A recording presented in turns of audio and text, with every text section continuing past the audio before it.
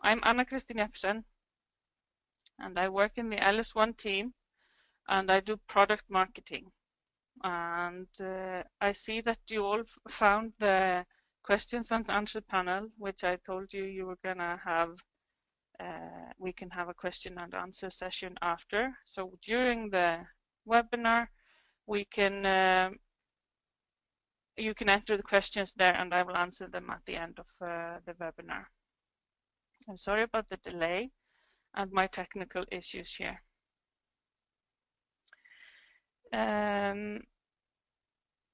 So LS1 is a feature-rich POS solution, which is easy to learn and easy to use. It can be run on any Windows device, everything from a Windows tablet to a full functional POS hardware, the traditional POS hardware. It's a very feature-rich, so you can have anything from complex discounts, you can do your inventory management, we have loyalty club gift cards stored centrally, so you can use it in all your stores, and you can do a full table managed restaurant with LS1 POS. The best thing about LS1 is that our partners can add to it, they can customize it, and connect it to any ERP system that their customers might have.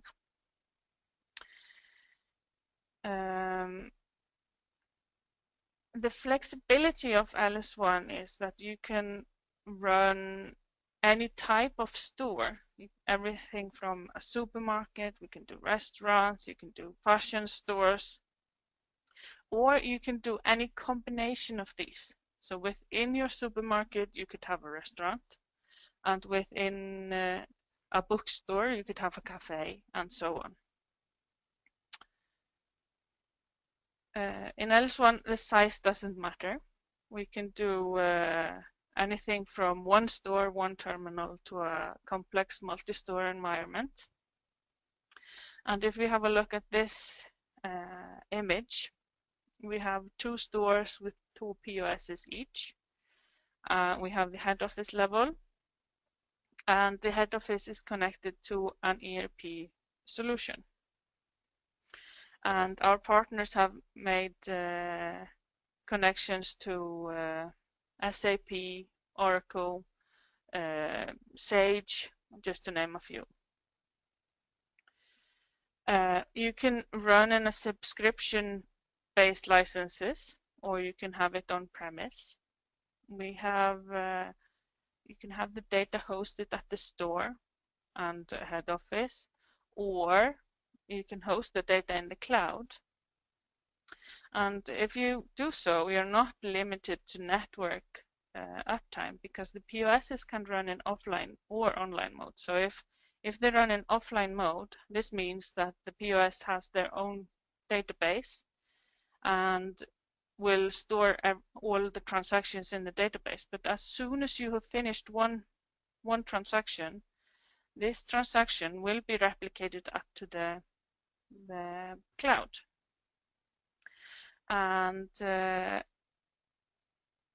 yeah, so if the network goes down, the transaction will be kept at the POS until the network comes up again, and then they will be replicated up to the cloud. We have a tool for replication called the Data Director, which is the same tool as all our products here in LS Retail use. So this has been proved in very complex integrations.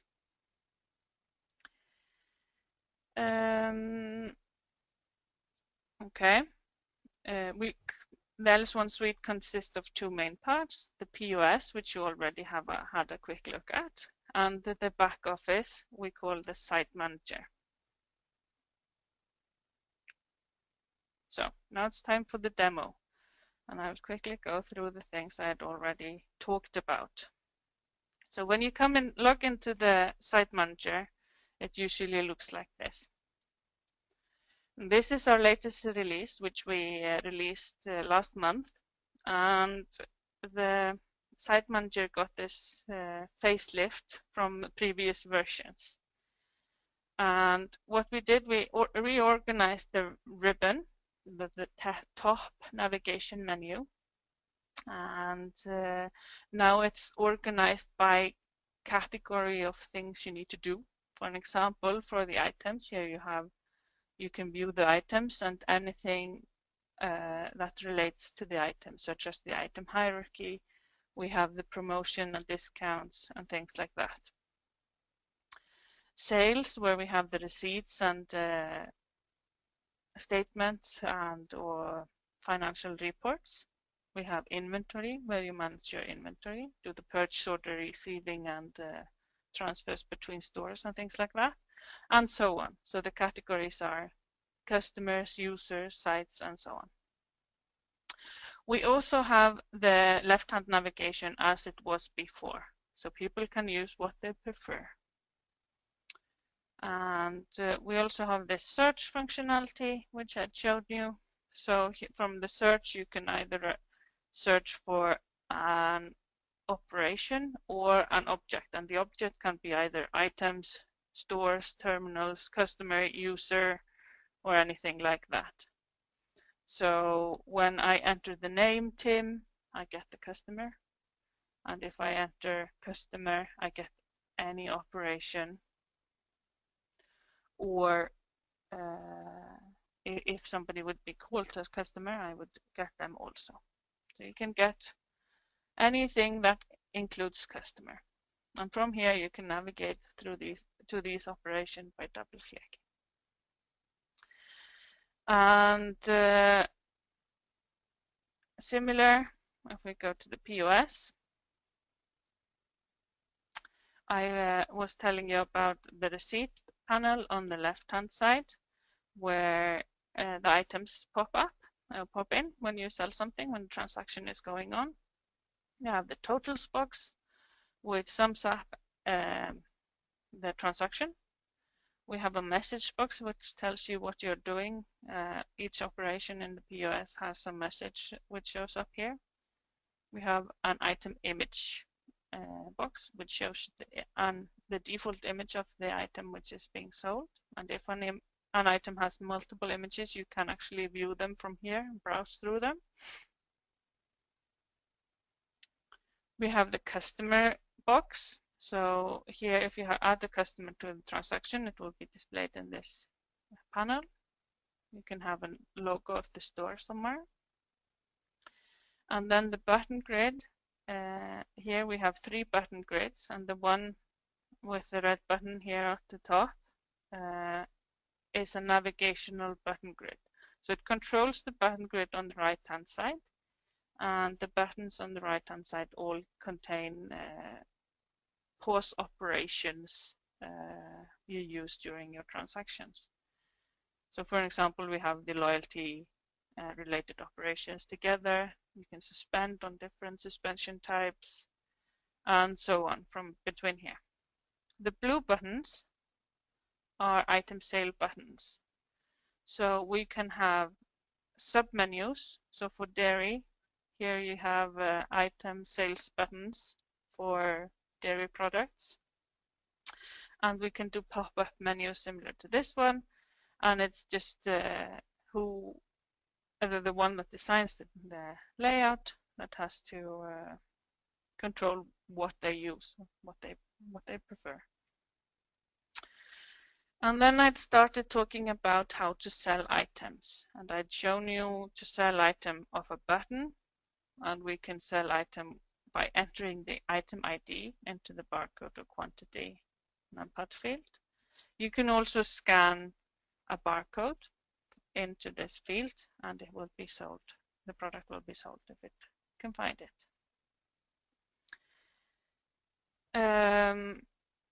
We can use the item search to sell an item.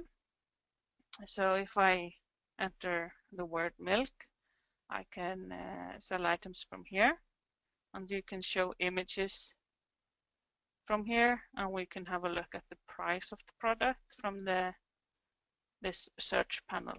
So I can double click oh, this item had 2 barcodes.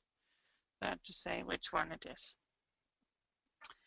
when I sell it from the item search. So to finalize this transaction, I go to the tender menu, and here I can pay with cash.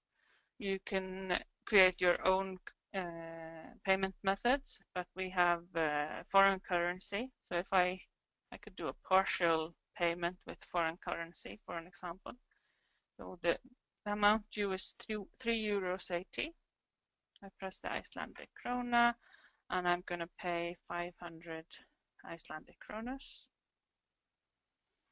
So I have done a partial payment with the Icelandic krona, and then I could finalize by paying up with cash, and I overpay, and this is the dialogue that helps the cashier to give the customer back their money, and at this time the drawer would open.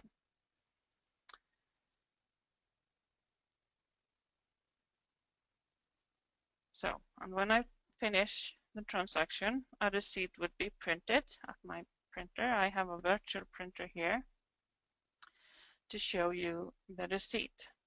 So here a logo would be displayed. My virtual printer cannot print the logo. We have some header information. We have the lines, the items I have purchased, and then some totals at the bottom. And the receipt actually has a graphical layout designer I will show you just later on. The same goes for the POS layout. It has a graphical designer. You can design your POS layouts in the Site Manager.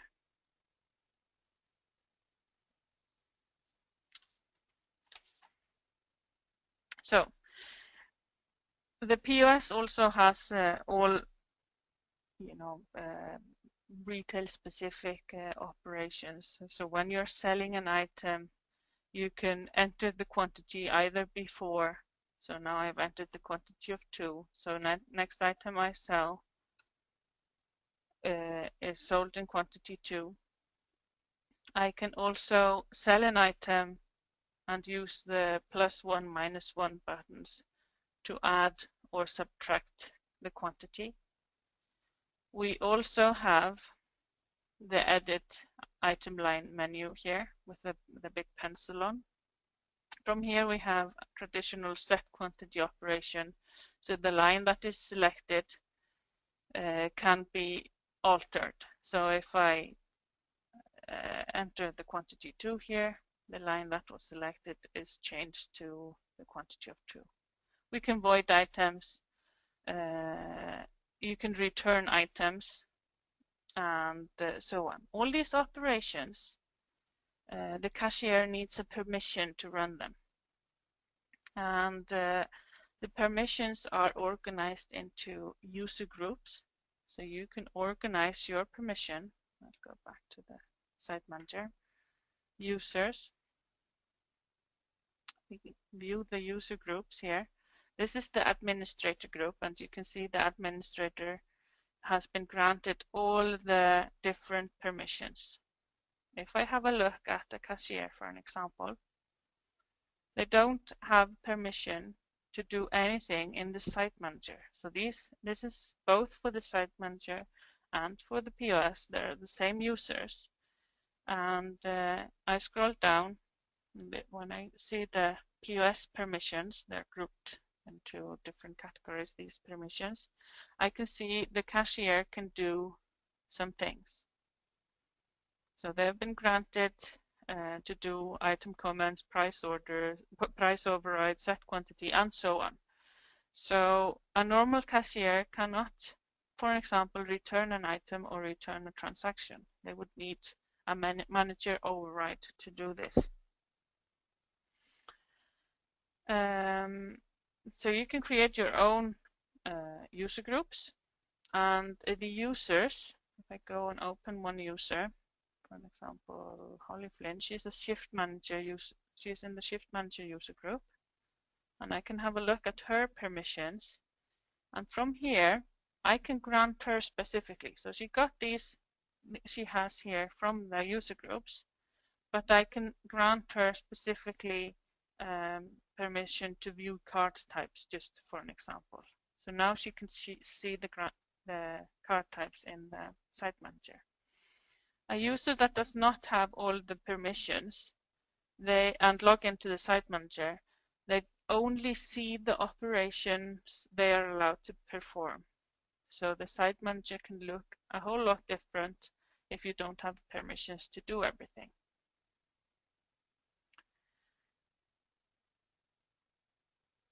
Okay, so if I'm just going to finalize this transaction. If we do a return item, for an example, now the POS is in a return item mode, and I'm going to return a dishwasher.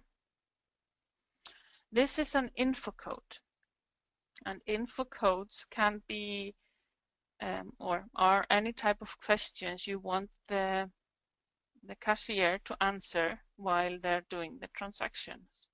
So an info code can be added either to items, they can be added to customers, they can be added to different retail groups, and you can do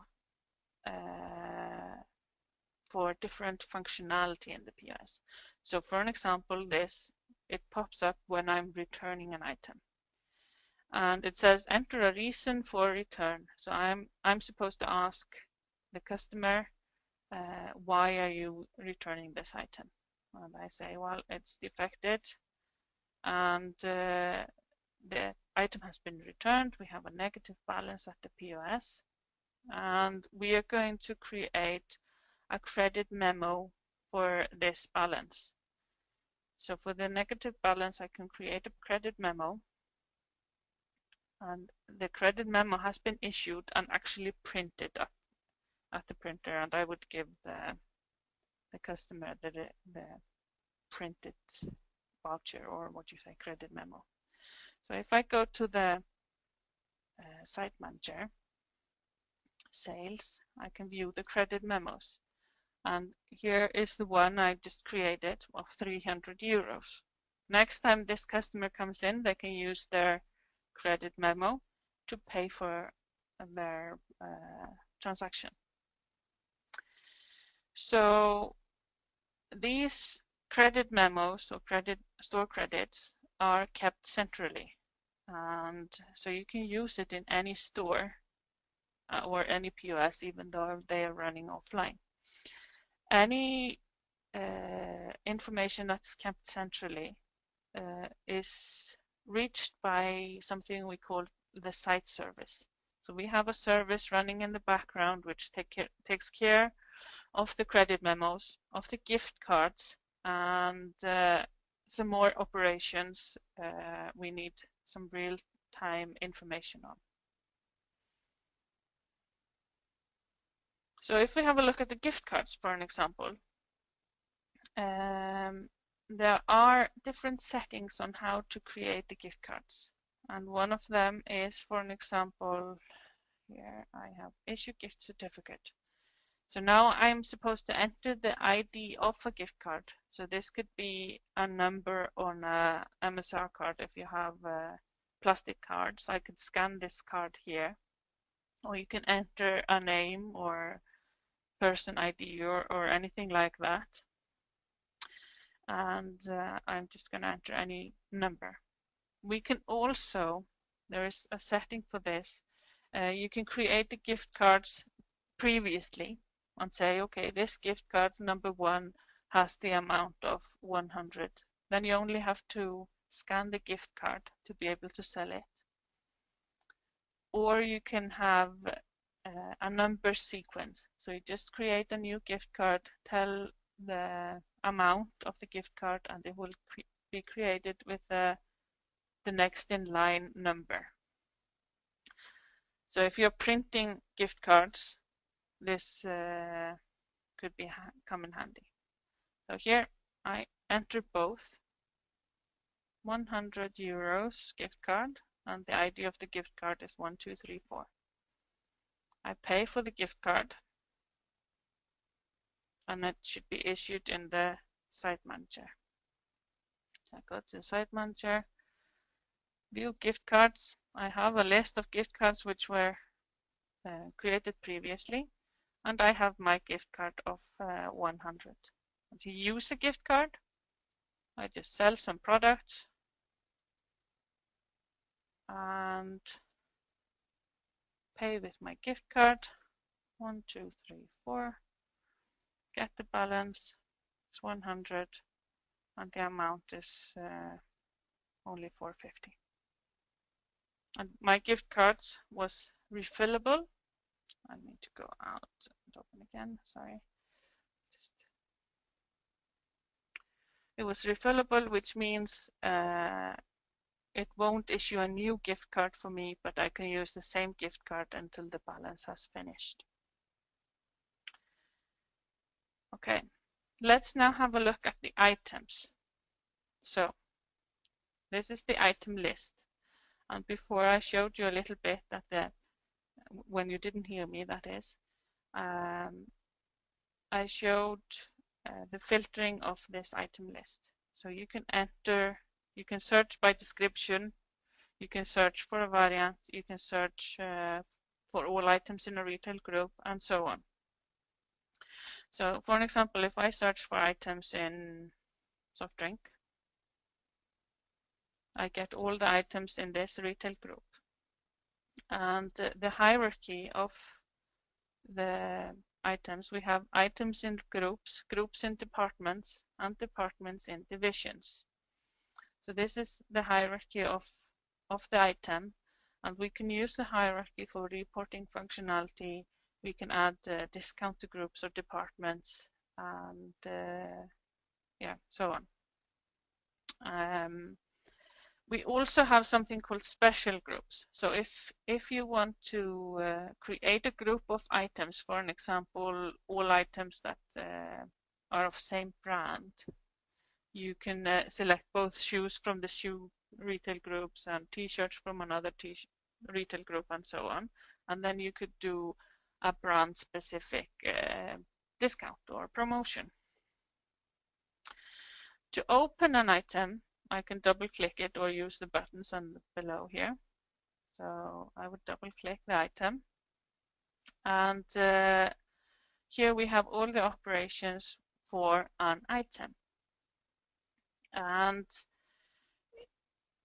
the latest functionality in LS1 is that we before we had variations for fashion items, for an example, we had size, color, and style.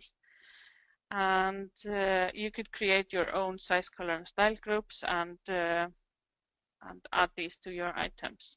But now what we have done is that the variant framework allows you to create as many variant or as many dimensions as you want, not just bound to size, color, and style.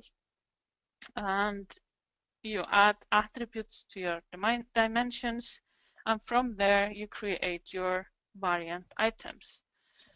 And the variant items were pulled up to the item level, and I created one item here before called the jacket. I was going to have a description, jacket. And this is the header item, which I created and added the dimensions to it. So if I have a look at a header item, you can see that I cannot edit all the settings for this item. This is just like the header you create before you create the variants.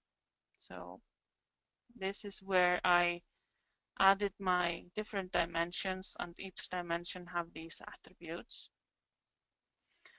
And I create the variant items. The variant items are products, so you can do anything with a variant item that you can do with a normal item. So all the inventory is down to a variant, for an example. And these are my variant items. You can see the basket in front. So these are the variant items below the jacket header. And if I need to edit a variant, say that the black jackets should be cheaper, for an example, than all the other colors, I can select them from the list like this, and I can do a multi-edit or bulk edit of these items. So from here, I can change the price. It was 100 before. I can change it to 100. Did I say cheaper? Okay, 80. So the black jacket is cheaper than the others. I save this. Close. And I entered the price, and this is showing me the price with tax. So that depends on your settings. My store is set with show prices with tax. So here you can see that the blackjack is cheaper than all the others. To sell a variant item, I can sell any variant with a barcode, for an example. I can also sell the header item either with a barcode or on a button, and I added my jacket item here. And this is when I'm selling the header item, a dialog pops up and tells me to select which variant I'm actually selling. So I'm selling a white jacket with medium sleeves, no, medium size and long sleeves, for an example. And this is the way you sell the variant items at the POS. For pricing of items, we have a base price. The base price is the price set on the price tab here. So this price is used if no other price is found. But we can create trade agreement sales prices, which allows us to do customer specific discount or customer specific prices. These prices can also be, they're set on a store group, so they can be valid in some stores and not others. So you can, the specific prices or the sales prices are either valid for a group of customers or valid for a group of stores, or you can do a combination of these. So you can build complex pricing functionality. We can also do promotions, which lowers the price, and this can be time controlled with a validation period, similar to the discounts, which I'm going to show you soon. At the POS, you can give a discount. So if the user has permission to give a discount, and we can actually set the discount level, how much discount the user is allowed to give, I can give a customer a line discount. For an example, I discount a jacket of 10%. I could also give them an amount discount, or if I have multiple products, I could give them discount of all the products at the same time by using the total discount, and you would get a discount of the whole transaction or all items which are allowed to get a discount. Or this discount could be by amount also. So we can also do automatic discounts. And the automatic discounts are set up in the site manager and are calculated automatically when I sell a product which is included in the discount offer. So for an example, if I sell the product,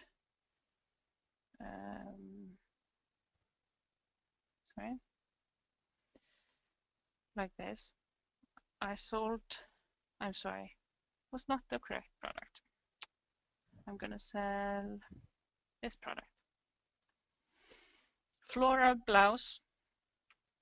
It automatically gets a 25% discount.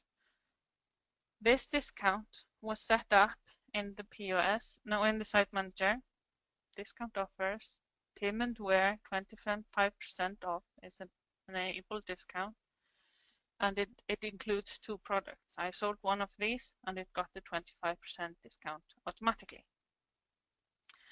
The discount offers can have validation periods, and the validation periods, let's open here, can be between 2 specific dates. You can do different time settings between different days. So you say on Mondays the offer is valid between 12 and 2, on Fridays it's valid some other time, and so on. So you can create complex discount timings or validation periods when the discount should be valid at the POS. We can also do multi-buy discounts, and multi-buy discounts, just gonna open this, allows us to get, for example here, you get 5% discount if you buy a product in a quantity of 5. If you buy 10 items, you get 10%. If you buy 15, you get 15%, and so on. And so this is just the level you set when you create the discount. We can also do mix and match offer. We have a quick look at that. Beach combo, I have a lot of offers obviously here. And the beach combo one, this offer is a discount percentage offer of 20%. So when I sell one item from this pink group and one item from the green group, I get the discount. So I need to buy a combination of items to actually trigger the discount. So this can be used to create an offer of sandwich and a drink, where you can select any drink and select any sandwich, for an example. So you can add or retail groups to this discount. So if we test this, we first sell the swimsuit. So this is the swimsuit Linda Beach, and it doesn't get any discount. But as soon as I sell the towel also, the discount pops in. Okay. These discounts can be customer specific, and they can be valid for some stores and not all if you have a complex setup. We can also do line discounts and total discounts, not only manually, which I was showing you on the PS before, but it can also be done by customer. So it's valid for just a customer or customers group. And if we have a look at a specific customer here, I open the customer view and open Brad & Sons as an example. Here we see Brad & Sons addresses. You can have multiple addresses for a customer. We have some settings for this customer. The customer can have some discounts, both the line discounts I will mention in. Periodic discounts are the discount offers and multi-buy and so on. And we have a customer ledger, which I wanted to show you. So this customer has a credit limit of 50,000 euros. And so if this was the customer buying these items, I can add Brad & Sons to my customer. The prices actually were altered for the customer a little bit. So he got some discount. And the customer wants to charge this to their account. So I go to Attender menu and customer account. The customer is already added to the transaction. So I can charge this to their account. Some receipts are printed for the customer to sign and so on. And in the customer view, I need to reopen it. Ledger, I have a line for the invoicing of or charging to this account. You can also show the discount line, which I got. Okay, so a customer can add to their account, so they can pay into their account from the POS, and they can charge to their account from here.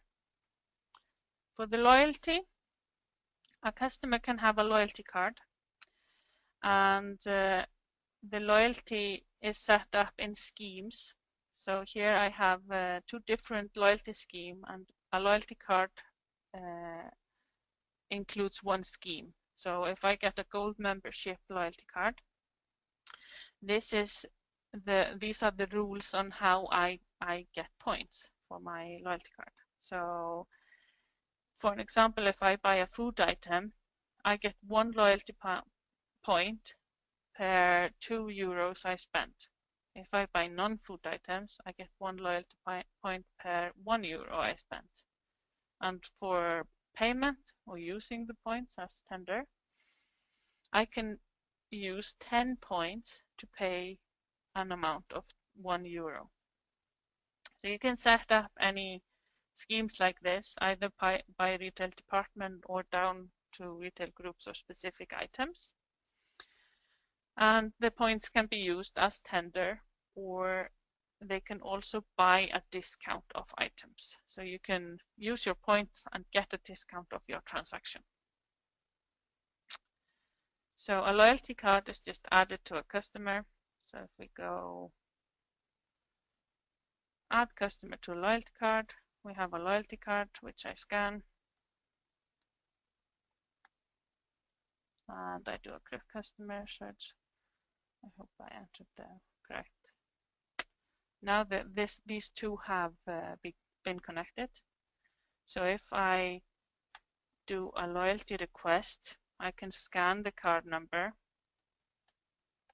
If I had a MSR card reader, I could just read the scan the loyalty card, and it would be added to the transaction. But as I'm entering these manually, I have to use this operation. So loyalty card number I've entered, and I got the Brad and Sons, and he got some balance when he started, so he got some initial card points. And from here he can sell some or buy some products, buy something more expensive, 250, he pays for it. And if we go back, we can have a look at Brad and see his loyalty status, and loyalty transactions can be viewed one by one. So he has 1 loyalty card. Each customer can have multiple ones. And here are the loyalty transactions for his cards, with some filtering options on the top. So one of our latest features are customer orders. So in the POS, you can do an order of some items. For an example, if I sell a refrigerator, and this should be an order, I can create a customer order. We can select any, this should be delivered to the customer, and the customer actually walked in to buy the product. We can import these transactions or orders from e-commerce systems. So our partners can create a connection to any e-commerce solution. We actually have one that has already created a connection to Shopify, for an example, where they import these orders to LS1 as customer orders. And from here, I have to select a customer. We just keep on using the same customer, Brad and Sons, and go to the next step. And we're not picking it up as it's not in stock, so we just finish. And there is a setting on how much deposit should be paid. So now this refrigerator is on order, and when I want to finalize this transaction, I have to go and pay for it and say, okay, I want to pay the deposit because I'm not entitled to picking it up yet. The deposit is 75 and I pay for that. And this is just a setting, and the deposit can be changed when you actually pay. And to have a look at the order later, or when the delivery should be done, or finalize the payment, I go back to the recall customer orders. This is my order. From here you could filter all your orders, print some picking lists, and so on. So I want to select this order and finalize it. I find the order. This is it. I can see the partial payment that has been done. I go and pay for it, and I say, okay, I want to pick up entire order. I pay for the rest, and the transaction has been finalized. So this was the customer order functionality. We can also do suspensions. So you can suspend a transaction and recall it either at the same terminal or another terminal within the store. And you can do customer or end of day specific functionality here in the POS. You do a float entry or declare start amount at the beginning of the day to tell the POS how much you have in the drawer. And then you do all your sales. You can do float entries and tender removals during the day, or backdrop or safe drop. It depends on the workflow in the store. And then at the end of the day, you can do a tender declaration and print the said report. Okay. If we just have a quick look at the site manager. And in the site manager, here at the sites, we can have a look at the POS design, graphical design editor. I'm using the supermarket layout, so there exists 4 layouts in my demo data. And you can see that this is the layout of the POS. And this is a drag and drop editor. So if I go to change design, I get a list of all the objects available in the design. So I'm only using 3 button grids of 5 available for an example. And if I wanted to add a button grid, I can just drag it into my design. So I'm not going to change it now. So it's as easy as that. And the button grids are created separately. Oops, here. In an editor like this, where you add the buttons and operations and styles to your button grids, and you can preview them from here. This is the loyalty button grid, for an example. In my slideshow, I have a couple of designs to show you, just to get an idea of what you can do. And this is a design I created for a Harley-Davidson demo. So here I've only changed the colors and images and to match the design of the brand. But you can see that the organizations of menu and things like that are the same as in the supermarket layout. Here, the bits and pieces have been moved around, and the button grids are in the bottom, and the numpad is in a different place, and things like that. And then we have this layout was created for a restaurant where you only sell from buttons, so you don't need the numpad and the barcode scanning, but you sell everything from a button menu. And if we go back to the site manager, I'll show you quickly the form layouts designer. I'm opening the receipt. So this is also a drag and drop menu editor. So on the left-hand side, you have the variables you can drag into your design. This is very tiny, so I'm zooming into the header. Now you can see only the header of the receipt. All the yellow ones are these variables which are replaced when the receipt is printed, and the white ones are texts which print like this statically. Some lines, for an example, the customer line here is only printed if there is a customer on the receipt or on the transaction. And the loyalty ones are only printed if you have a loyalty card on the transaction. So some of these are not visible on the receipt if there is no information in there.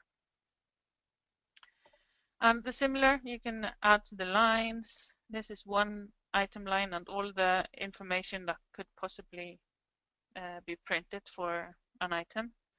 And the same for the footer. We have some variables for the totals and things like that, and then you can have some text at the end of your receipt number barcode can be added to your receipt.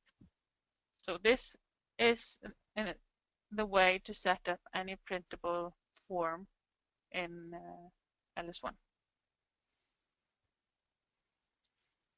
So as for the inventory, let me just go quickly through that.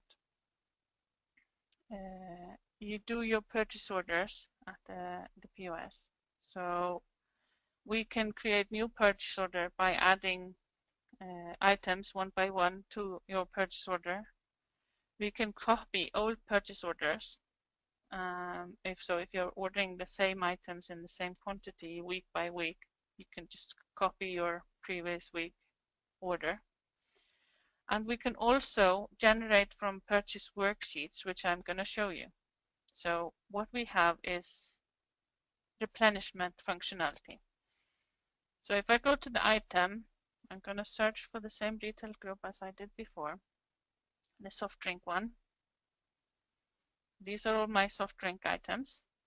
And if I open one of them and have a look at the replenishment settings, here you can see how I want to order these items. So for replenishment method stock level, I would order up to the maximum inventory level set here. We also have the method of like for like. This means I would order up to this or the same quantities as I sold since the last order. So I have a reordering point. So when the stock goes below 5 bottles, they are added to my worksheet. And the suggested quantity would be up to maximum inventory of 100 bottles. The purchase order multiple is if I'm ordering an item which comes from the vendor in cases of 12 or 18 or something like that, and I have to order whole cases, I can add this number here, for an example 18, and LS1 would round the suggested quantity, the suggested ordering quantity, by this number. So it will be a multiple of 18, which would be suggested. So if we go from here and have a look at the inventory templates, I don't have any template, but I'm going to create one for my store. I'm ordering soda, and I'm doing it for this retail group. So now I've created the filter for my template, and we have some settings here. For an example, add lines with 0 suggested quantity and some other settings which are done for your purchase worksheet. So if I go from here to my worksheets, I have a worksheet for this template. I open it.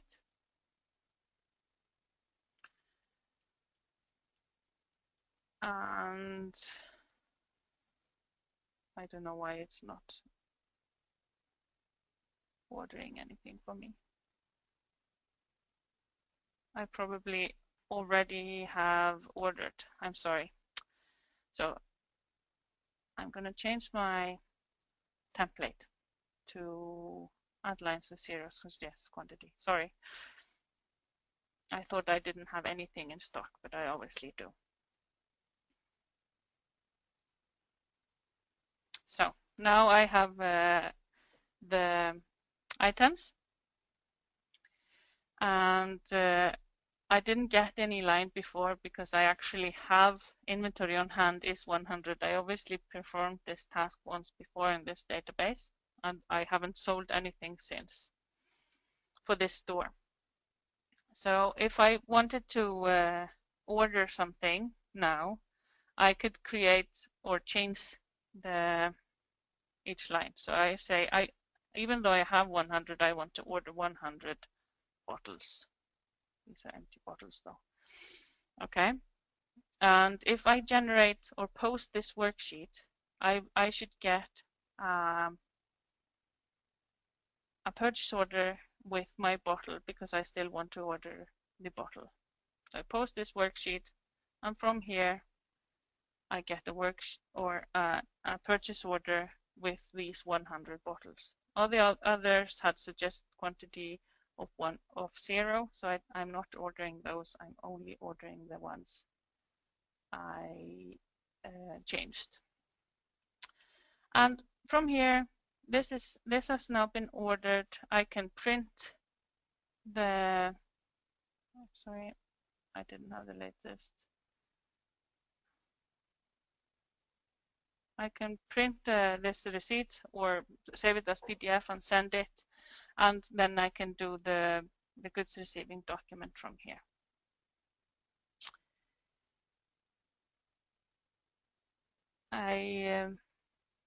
I'm sorry about the delay. It's because of my sound problems in the beginning, but I think this sums up the most important things. So if I go back to the slideshow, I just wanted to say that the LS1 can be customized, as I mentioned before, and this is done in a development pack, and everything is written in C#.net. The Site Manager framework is plugin based, which means that our partners can create new plugins or remove our plugins to create a whole new experience in the Site Manager. And in the POS, you can create your own operations, you can customize our services, and yeah, add to the functionality basically. Our partners usually do EFT payment integrations. We do have some integrations here, but others our partners have created. The fiscalization for each country is usually done by our partners, and the ERP connections. So this is all done, and you can get access to the development pack after some LS1 certification training. Here we have a country map of our LS1 installations. So we're in 40 different countries with over 5,000 operating terminals. And here are examples of our customers. Le Creuset in 12 countries. We have ExxonMobil in Singapore with 180 POSs. We have H&M in Thailand and Indonesia with 170 POSs in 14 stores. And 100 POSs in brand stores in the United Arab Emirates. So now we come to the questions and answer session.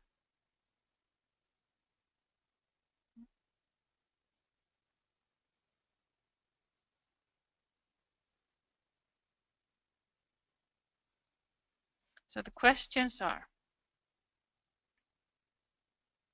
what are the updates on hospitality end? We have the same hospitality functionality as we had before. This has not been changed. So you can do table management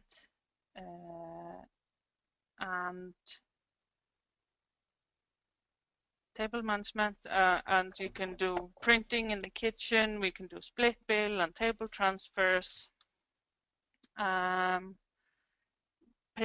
Pre-print the receipt to take it to the table, and things like that. You can do over-the-counter hospitality where you skip the table management, you don't need it, but you can still be printing in the kitchen and splitting the bill and things like that.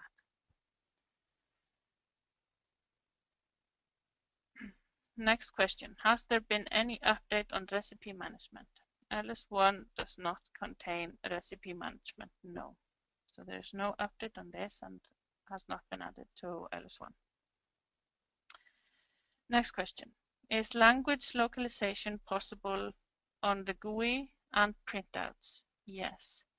LS1 actually comes with translations to German, Spanish, French, Dutch or Belgian Dutch, Swedish, Icelandic, and the POS is in Danish also, not the site manager. So this is included in the standard package of LS1, the latest versions. And our partners can get the language translation pack where you can translate to any other languages than these. The buttons and layouts, this is where you just enter the text as I showed you in the layout designer. So you would just enter your text for the buttons, and the same goes for the receipt. You just enter the texts in your language, and the variables should be saved in your language also.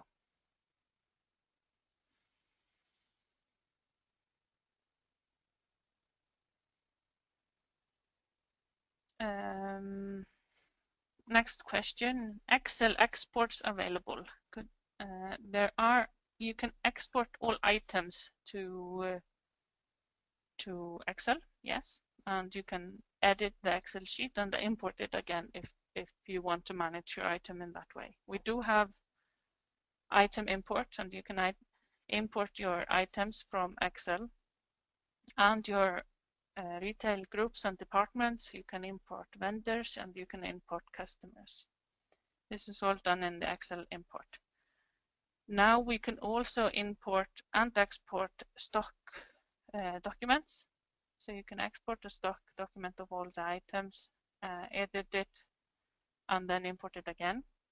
We can also import stock counting journals from other systems in CSV files. So you can say which column is the item ID, which column is the counted, things like that, and then import CSV files. So you could be using any counting device which gives you CSV files. Next question. For the first time master setup, is import from Excel sheets possible? Yes. So you can import your items, as I said before, the retail groups, the retail departments, the vendors, and the customers. This is what you're able to import from Excel. So, any more questions? Okay. Product hierarchy is still 3 levels plus 1 special group. The product hierarchy is, you have obviously the variants below the items. Then you have the items. Then you have retail groups and retail departments and divisions. So you have 3 levels above the item level. So that's probably a 4-level hierarchy. And then you have the special groups. Any other questions?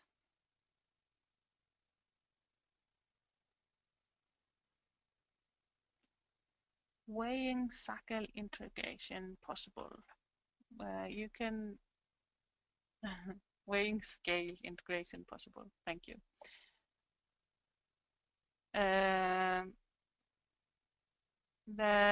You can connect to a scale, yes, and we have done some preparations for scale certifications. So our partners would need to go through this certification as it is now to be certified to connect to a scale.